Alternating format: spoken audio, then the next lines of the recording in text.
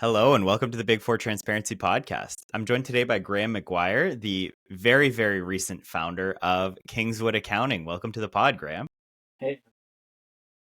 I'm good. I'm good. So we chatted a little bit prior to this, but I guess for the audience to give some context, where are we at with Kingswood Accounting? At what kind of stage in the process are we talking with you here?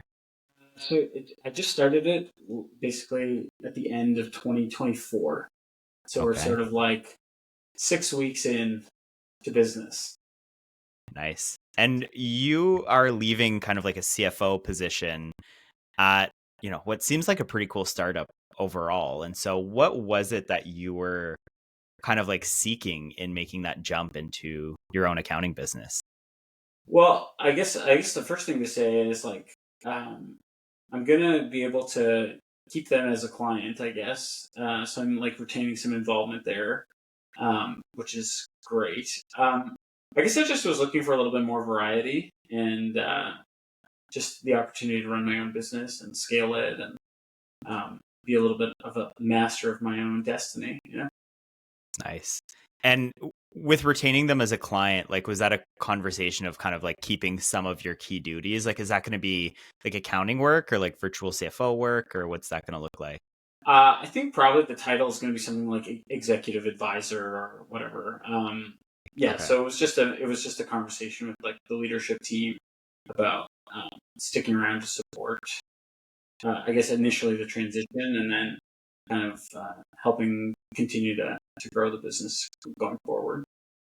That's always cool. Like, I like talking to people about like what it is that they kind of made the jump with, because there's often kind of like a little bit of a story there where it's not necessarily just like, jumping out with no parachute. It's either, yeah, they can retain their former employer as a client, or some people basically like have already built up, a $40,000 book of business on the side. And they're like, all right, this is like, going to pay some of my bills at the very least and keep me, eating ramen noodles and in a worst case scenario. But okay, so you're able to like retain them as a client going forward. Um, and then when you sort of like decided to make the jump, did you have like another existing client base, or it was really kind of like just based off of them?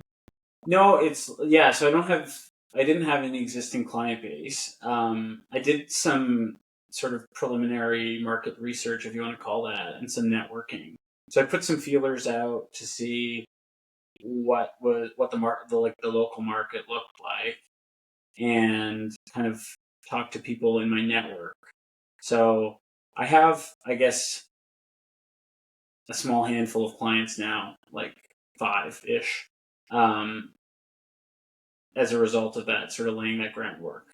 And um, yeah, I'm hoping to basically be able to grow back to like replacing my income within like 12 months or whatever. So Nice. And I don't think you've really like announced fully that you were doing this either, right? I feel like once you kind of go public and all that, that helps as well to kind of draw some people in. that's right. Yeah, like I'm gonna update my LinkedIn and make an announcement here in the next little while. That's exciting. It's Yeah, exciting. I love talking to this people is who are this kind is of, the announcement, Don. there we go. You Well, have maybe I'll the have to kind of, exclusive. You got the exclusive interview. I'll maybe have to like publish this like extra early just to make sure we're ahead of the curve on that. There you go.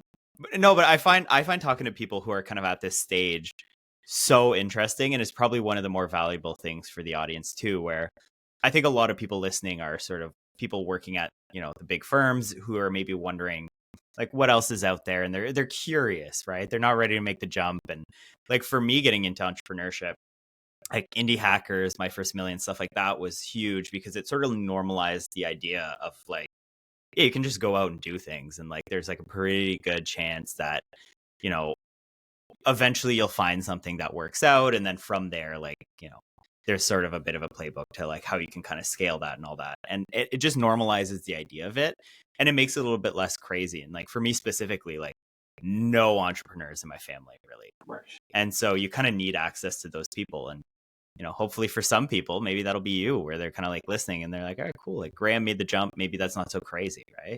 Yeah, I mean that was my experience too growing up. Like my dad had a union job, my mom had a union job with the government, and there's nobody in my family like going back probably generations, who are entrepreneurs.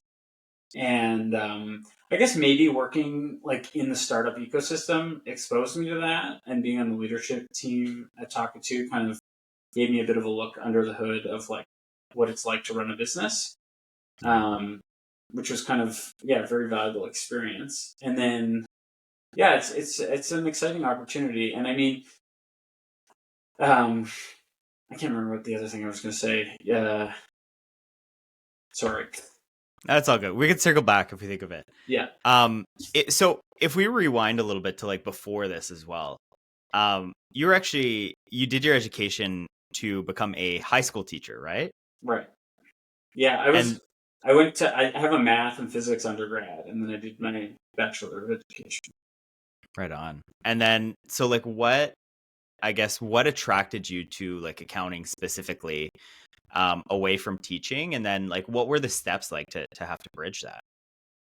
So after I got married in 2012, we moved out to Nova Scotia from Ottawa. And I was sort of like an underemployed teacher out here doing substitute teaching work.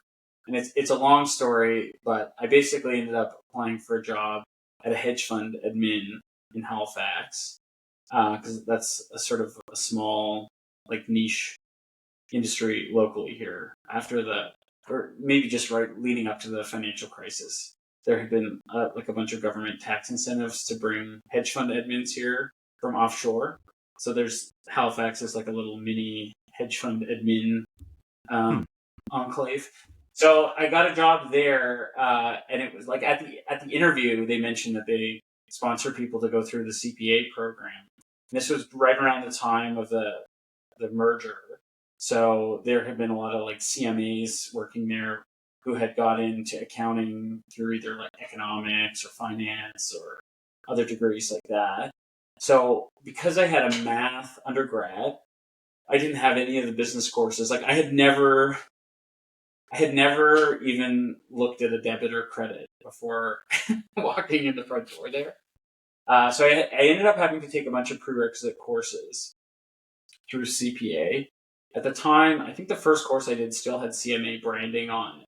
It was that early in the Nice. process. So I banged out those courses over the course of about a year. And then just as I was starting the CPA program, one of my colleagues from the hedge fund admin sort of hooked me up with somebody in his network at a small local firm. So then I ended up working at a small public firm for a number of years after that. And that's where I finished my CPA. Okay, right on. And then from that small firm experience, like, I mean, first of all, I think going to a small firm is a great background to like starting your own firm, because I think there's a lot more of, exposure to like the actual behind the scenes chaos. It's not just like all prepared for you like it is kind of at a lot of the bigger firms.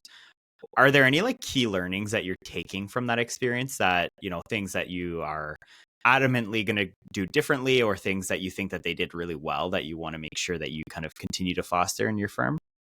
Yeah, that's a great question. I mean, I like the atmosphere of working with a variety of clients, kind of knowing people personally.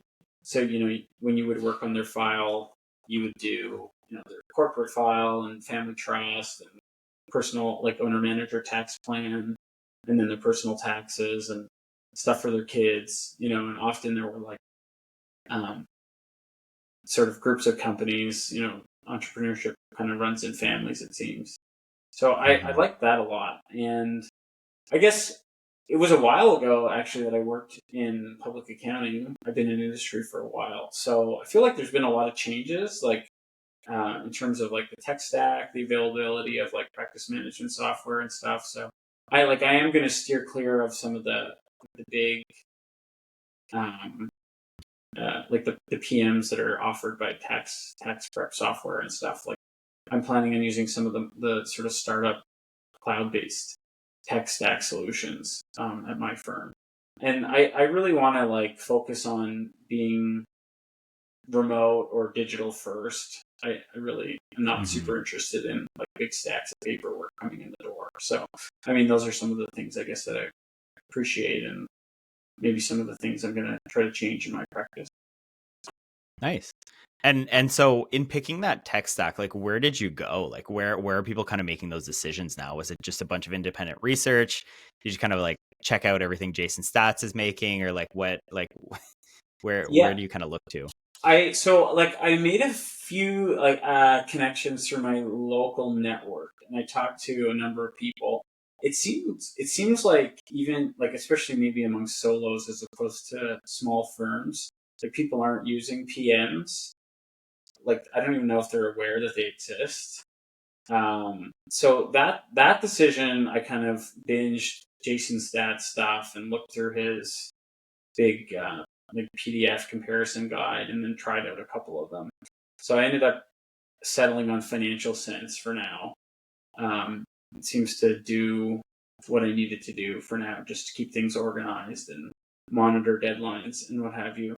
So yeah, some of the other decisions were just based on either like personal experience, or talking to people. There's a Facebook community of like Canadian tax preparers, and Okay. so those are mostly like solos or small practices. Like a lot of non-designated people on there too, and there's a lot of discussions there around some of the different tax preparation solutions. So I ended up settling on Tax Cycle. That was partly through that research, and then also just talking to a couple people locally. Yeah, it seems Nice. like a fairly well priced and like a reasonable solution for what I need. So, and that's a sort of a zero product, which I sort of like their ecosystem a little bit more. So, Yeah. Yeah, we've definitely had some kind of zero super fans on the pod before. right. So yeah, I think, all of those have kind of their own benefits. I've definitely talked to a lot of people who kind of early on use Financial Sense as well. There's somewhere like I'm not super acquainted with them, but I'm gonna have to kind of go dig a little bit deeper and get into that ecosystem a little bit They more. have a free trial. Yeah, I'm out of the game though for right now anyways. It could be my future, but I'm a little bit Yeah. out of the actually doing the accounting game. And so okay, so we've got your tech stack figured out here. Um and then in terms of kind of early leads and like business development, like what do your first kind of 5 steps look like for that? Like where are the leads that you're developing so far kind of coming from? Yeah, so some of it was just talking to people in my network and kind of putting it out there that I'm planning on starting a firm. And I was actually surprised, like the I already got two clients from just conversations with sort of random people that I called up and talked to, and whether it was something that they weren't interested in. But one was something that was sort of outside their wheelhouse, and then another was something that they didn't have the software to deal with. So yeah, I have two clients just from the network, and then I have a couple of clients through my wife's professional network. So those were the ones through my wife's professional network. I kind of had those lined up like warm leads before I decided to make the jump. So yeah, Okay. I had put some feelers out before I decided to make the leap. Okay. Yeah, and I think that makes sense, right? Just making sure you have like some minimum level of interest and income. I think that's like a good step to take rather than just sort of blindly making the jump and then being surprised at the outcome. So, Yeah, and I think another thing was like I had a very kind of like motivating conversation with another local CPA who had started a bookkeeping practice about a year ago, and it's gone really, really well for her. And she started with 3 or 4 clients and has grown her business like phenomenally well over 12 months. So that was also like a little bit of like a market research, just like knowing that the work is out there. She's turning down work already, so after 12 months. yeah, that's what's like having those people in your network and like having exposure to those people. Like if they're not through your network, either maybe like one of the accounting communities or just like going to conferences and seeing these people, like I think that's so important where you're like, oh, like that's just like a regular woman. That's just like a regular guy. Right. And they are killing it. And, they're being rewarded, rightfully so, for taking a chance. But like, other than that, like, this isn't necessarily like the riskiest business venture to get into either. Like, there's a very, very high probability of like, some floor of success of like, that probably looks like, low 6-figure income, which is kind of like sort of the floor of success that you're likely going to hit, right? So, Yeah, I think there's like a lot of demand out there. There's a lot of like baby boomers retiring. You talk to people, a lot of people are like annoyed with their accountant because they can't get a hold of them. So that obviously tells you that either prices are too low or demand is too high or what have you. So, yeah. What were your kind of early cues in terms of establishing pricing?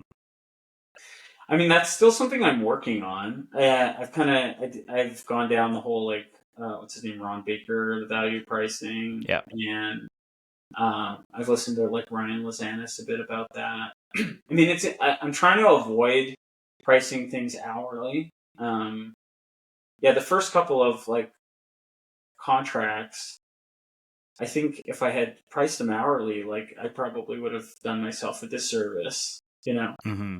So it's kind of interesting because a lot of it is about like finding that match between what the customer is willing and able to pay and what your services are worth based on deadlines and the level of service you can provide. So yeah, it's still like it's a work in progress. I'm sure at some point that'll come back to bite me. That like I'll fix fee something and it'll blow up in my face or whatever. I mean, it makes Yeah. And that's obviously going to be a learning process, and that's yeah. fine. It's cool to hear though that you have like the good influences, and like there's lots of really good pricing folks, and like, Logan Graff is great, Jody Padar is awesome. But like it's also important, I would say, for you being Canadian, that you have some Canadian influences, because it is easy to get wrapped up into like some of what's going on in the States, and some of that can be applicable here, but like sometimes you can get a little bit of ahead of your skis if you're like, oh, cool, like a corporate return should be X, Y, and Z, but it's like our business ecosystem. $1,000 for a personal tax return or whatever. Yeah, and it's like our business ecosystem is a little bit different. Like our price sensitivity is a little bit different. So Ryan Lazanis for that is amazing. I had him on the pod. He's like kind of like an OG of like, he was doing a lot of the things right before that was commonly known that was kind of the right way to run a practice. So, Right. Yeah. So were you always kind of plugged into this, like, accounting community? Like, it does seem like you have a lot of like the really good influences, or was that only since you kind of decided that you were making? Yeah, that's just been over like the last few months. I just have kind of really gone down the rabbit hole. So, I mean, I was kind of very head down, just doing the kind of startup thing. So this is like getting back into public accounting is going to be a bit of a learning curve, right? Even going through the process of setting up the firm, like having to pick up the appropriate PD and whatnot to get registered. So there's a lot to it for sure. Okay, so yeah, it seems like you got a lot of like pricing kind of figured out, a lot of tech stack figured out. Are you actively pursuing any kind of a niche? I know you mentioned some people kind of from your spouse's network. And you mentioned kind of offline that she was in the medical profession, so that could be like an interesting niche. But early on, like, are you going in specialized, or are you going to kind of figure that out as you go? Yeah, I think that's going to come later. I'm not going in like with a specific niche in mind, although I have some ideas. I'm just picking up what work I can get.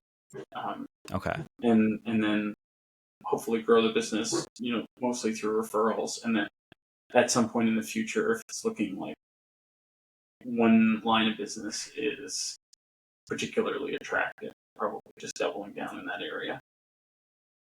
Okay. And what's like the scope of your offering, at least like starting out right now? So I'm actually kind of debating this right now. So these first of the first 5 clients, only one of them is sort of like ongoing monthly bookkeeping, client accounting services. The other ones are sort of like they'll either be like one-off or annual tax work. So I'm kind of debating that because I guess I'm a little bit reluctant to get bogged down with a lot of like ongoing deadlines versus just having a big lump of work, on an annual basis. So that's a little bit TBD. Or maybe So it's you're maybe the right answer is a mix of both, like yeah. ongoing cash flow at a certain level and then a little bit busier time. So you're talking about being maybe more interested in kind of like the more seasonal type business though? Like you don't want to be bogged down by recurring? Yeah, that sounds maybe a little bit crazy, but there's part of me that would almost rather like put in 1,200 hours in the first 6 months of the year and then work, 10 hours a week the rest of the year or something. Yeah. Yeah, I mean, so long as you make it worth your while kind of later down the line, that's fine. Right. Some people talk about doing exactly that. I think Yuri Kepilovich, I don't know what the exact numbers look like, but I think he's like doing 45, 50 and then like 25 or whatever, right? The rest Right. of the year. And I think that that's like a perfectly good model for solo, but I think if you do then try to scale, Correct. that can maybe become a little bit tricky. Is that something that's sort of in your ambitions of like you would like to kind of grow this into like more of a practice with employees, or are you kind of really pursuing the solopreneur type route? Yeah, I think for now it's solo for the foreseeable future. I think that'll be open to reassessment maybe like 12 months down the line. Um, Yeah.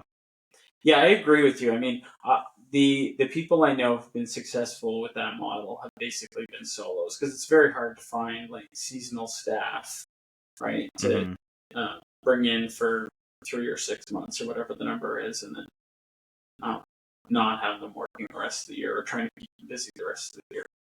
Yeah. And then for someone at your stage, like in the journey, is it like motivational at all to see kind of the increase in like exits and exit liquidity for kind of firm owners, or is that like not in your head at all? That's not really what I'm. That's not what I'm thinking. I'm actually more. I'm thinking about this more as like a legacy. Like if anything, I'm more interested in building a business that I can like pass on to my kids. You know. So Okay. I'm not interested in hitting the exit button. If I am successful in building up something like that, I would rather like have it as a sort of a generational family business as opposed to selling it out.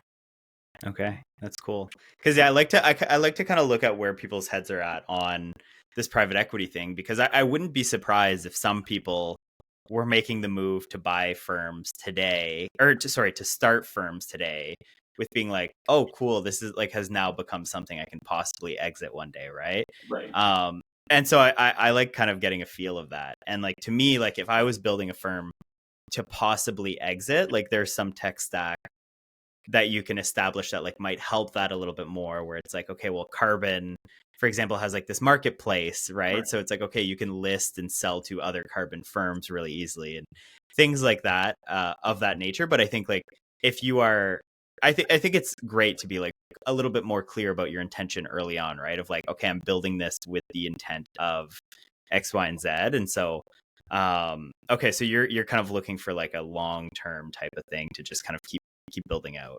Yeah, I think so. I mean, I kind of am. I kind of wonder about the long term implications of that sort of attitude, not just in the accounting industry, but like in society at large too. Yeah. Like exit to PE, and then what are the incentives involved there? For everybody, it just seems like it's maybe not the best outcomes, Yeah. other than for the founder. Exactly. And then also like in the way that you're operating, right? Where it's like, Yeah, yeah, you might be like obsessed with keeping your margins like too clean, where then you end up like, yeah, you're not treating employees properly. You're not right. doing the things that make you happy to be running a firm, right? Like Or just I, growing the top line. You got to grow the top line, right? yeah, doing that like unprofitably. Right. Yeah. Yeah, no, I think that is true. There is a little bit of room there to kind of like steer the ship the wrong way if you're just kind of heads down pursuing that kind of exit liquidity as well. Yeah. Okay, well, I think that that's kind of all I had in terms of questions for you. I would love to touch base with you again, maybe in 6 or 12 months or something like that, and see where things are at and see what has kind of changed and all that. But I really do appreciate you coming on the pod kind of at this stage. I'm sure you've got a lot of things that you're kind of very eager to get to for your firm. So thank you for taking the time. And thanks for having me. yeah, and I absolutely wish you luck. If any other people are kind of on this journey where you're sort of like early days, or maybe you have like a firm on the side and you're like debating making this jump, I would like highly encourage you to get in touch with Graham. I think like having some people who are doing the same things kind of at the same time as you can be really, really nice. Feels like, you have this cohort of people who are kind of like working together. And so, yeah, I would highly like encourage you to connect. But yeah, I wish you tons of luck with your firm, Graham. Thanks so much, Tom. All right. Thanks for coming on.